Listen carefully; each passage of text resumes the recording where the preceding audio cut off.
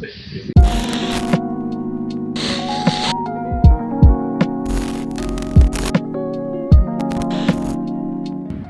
guys, today we're going to talk about the 5 major points that we have learned from the videos about literature during the American regime and Japanese occupation in our country. So the first point that we had noticed was that in both of these periods, short stories were more prevalent than during the Spanish regime.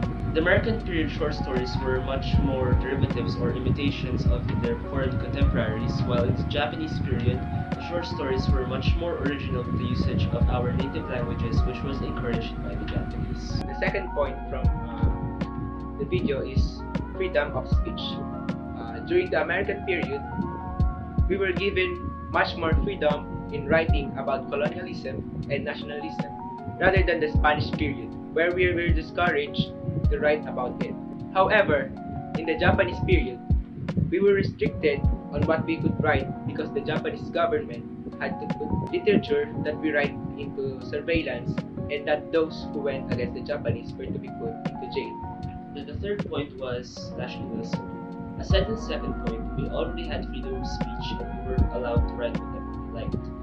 Nationalism was a big part of literature during both the American and Japanese occupations, and these paved the way into the more aggressive writing about our colonizers.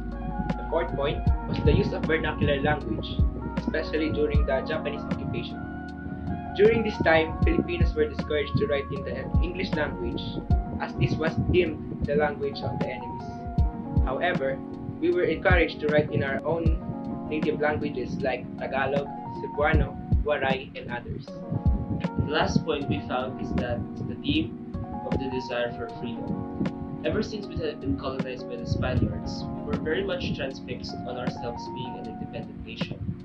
This became prevalent in the writings during the American period in newspapers and the short stories. So that's it. Thank you for watching.